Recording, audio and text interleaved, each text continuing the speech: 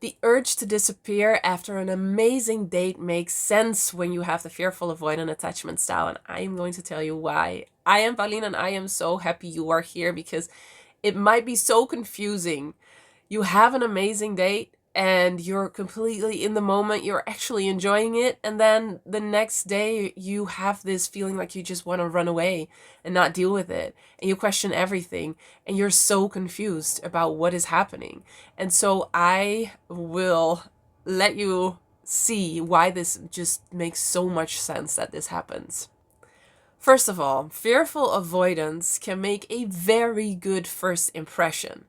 And that is just something that is very natural to you. You want to make a good first impression, but you're also just very good at it because you're magic. Fearful avoidance usually have a sense of magic about them, and that is what is being felt by somebody else a lot of the times too. So when you're at your best and you're at this first date, you probably are a very good listener. You bring the depth to the date, to the conversation, and you bring the magic. And so that causes the date to really be amazing and be very interesting when somebody is susceptible for that. You are in the moment, you are very tuned into the person you are talking to, because that is something that fearful avoidants are good at too.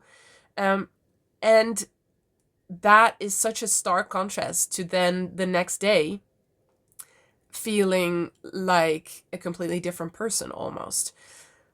So what happens then? There's so many different associations that come into play here. So I'm just going to go through the list, and you can see whether you recognize them all or recognize some mostly.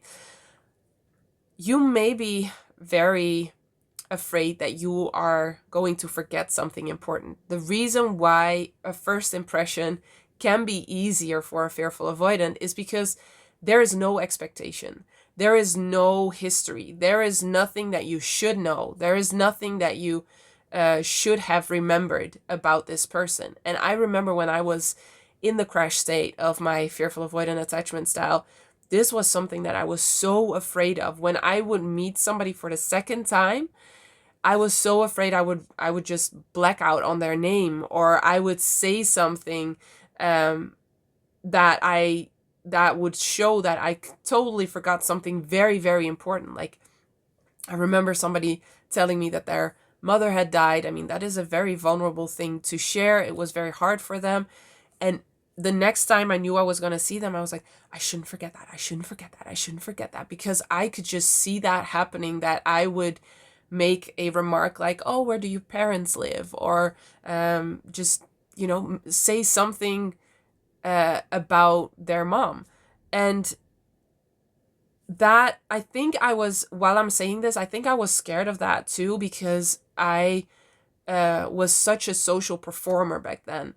So I would say things that I knew people would appreciate, or what would be like normal small talk. And so that kind of dissociated me from just me being me, and it was almost like performing. It felt like performing, just to not be rejected, just to not be found weird. And that social performance can lead to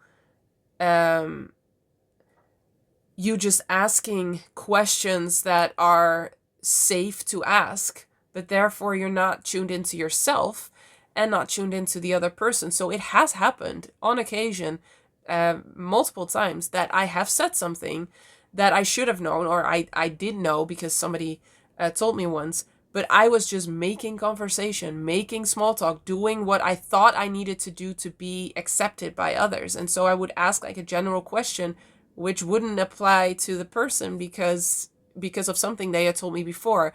And having gone through that a couple of times was just so horrifying, that I got more and more scared of making that mistake, that I forgot something. And so first impressions felt safe because, or first dates, or, meeting somebody for the first time, because there was no expectation of me knowing anything. So I could just ask anything I want without me being scared that I had forgotten something very important. So that's the first. The second is afraid to disappoint. So again, with no expectation, um, because I mean, it's the first date. You don't know anything about each other. And so for fearful avoidance, it can feel like then there is no real possibility for me to disappoint. It's just me. And I think this might be a little bit more personal, specific, because maybe some fearful avoidants have the idea that somebody expects kind of all kinds of things, maybe based on like a Tinder profile or something. But when a fearful avoidant feels like there are no expectations, that's when they shine the most, usually. And that can be on a first date, when there is no history, when there's no, real expectation of you to behave a certain way because the other person doesn't know you yet.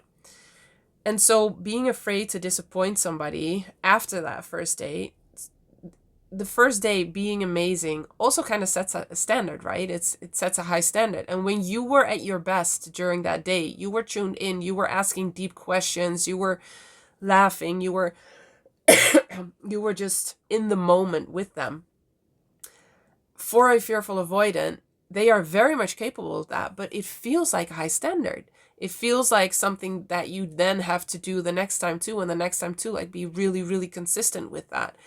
And so you're afraid to disappoint the next time that you see them. What if you are not your best? What if you kind of go up and down a little bit, as we all do? Also, the fear of not being able to keep it up, which kind of ties into the fear of disappointing other people. But so many, if not all, fearful avoidants have this fear of consistency. They feel like they have to be consistent. I was talking to a fearful avoidant just yesterday, that is going through my program, Healed and Happy, and he said something that so many fearful avoidants have said, like, I just have to be consistent in healing the fearful avoidant attachment style, because otherwise I will never get out of this. So even when I feel good, I should work really hard. And I said to him what I say to all fearful avoidants that say this: you don't have to be consistent in a thing like healing this attachment style, because when you're feeling good and you're just living life, you get to enjoy life and you get to feel good. And then when you want to heal further, you will feel a pull to being healed further, or to work on the program or whatever therapy or whatever you're doing to heal. But there's this fear of, I have to keep it up or else it won't work, or else I will disappoint, or else somebody else will be, disappointed in me. So it feels like you have to almost like do your best the whole time and like hold on to it and walk on your tippy toes. That's not an English expression, is it? It's an expression in Dutch. Like, you always have to walk on your tippy toes, like do the absolute best you can. And that's hard to keep up. And so it makes sense that you're afraid to keep it up, because in a way you feel like it's a performing thing, like you have to perform, you have to do well. Whereas when you've healed, the whole performance part just vanishes, because it's just you, and you know that you are enough. And so there's nothing to keep up, because you're just being yourself, and therefore you're consistent. Then also the fear of failing or messing it up. So many fearful avoidants have this belief that they're bad people, that they hurt other people just by being themselves. And so it almost feels like it's inevitable that you will mess up and people will get angry because you've done something wrong, even though you weren't aware of what you've done wrong. And so it makes sense that you're afraid to fail and afraid to mess up. And then what do? You retreat. You want to disappear so that you can't make a mistake. You can't mess it up. And the unfortunate irony in that is that when you retreat, when you ghost, that is painful to other people. So you are messing it up by default. And that is so hard probably for you to hear if you're a fearful avoidant, and there's so much going on. already and you have so many fears, and then retreating or disappearing feels the most safe. Like you can't really make a mistake there. So none of the options actually work. Just disappearing doesn't work, but you're also afraid that if you, send them a text, that you send the wrong thing or that you say the wrong thing.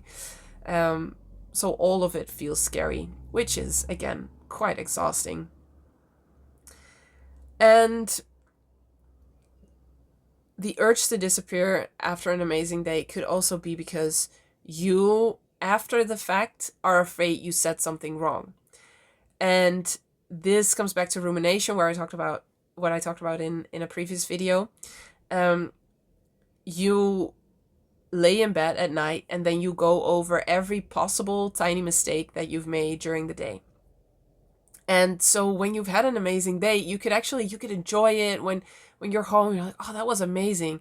And then all of a sudden that fear brain ping comes on and it says, oh, but what if they thought that this was really weird, what you said? Or what if they were actually hurt by that?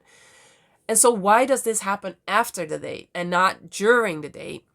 Is because the fearful avoidant you can actually see the other person and you can see how they react, and you are very much attuned to every single little facial expression that the other person has. So this can come as a surprise to the one you had a date with. They were like, but it was an amazing date, so why all of a sudden are you so insecure now? Yesterday you didn't seem insecure. But that's because your fear brain comes on after the date because it cannot see your facial expressions. It does not have the constant confirmation that you are safe, that you are okay. And so you had that during the date, but then your fear brain is like, what if they are now, at home thinking about what I said and that I did something wrong or that I was weird or whatever. And you don't have that immediate confirmation that that's not true. They're still just completely chill and okay. So that is hypervigilance, that you are so attuned to other people and like really scanning for any sign of danger, really.